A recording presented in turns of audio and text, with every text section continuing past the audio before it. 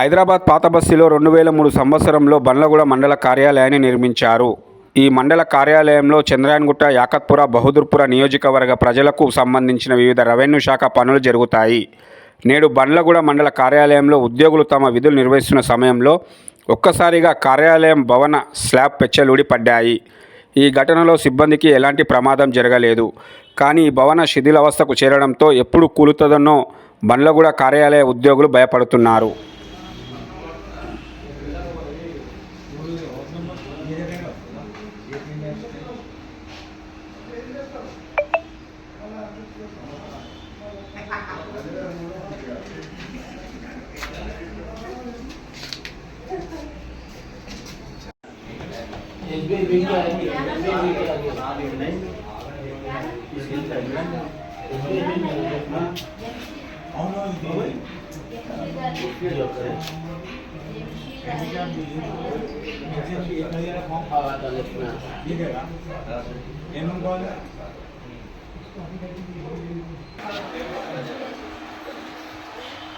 అయిపోయిందా?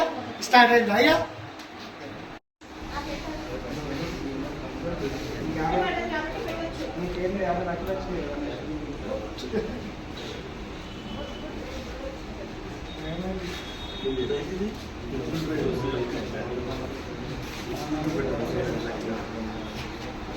చాలా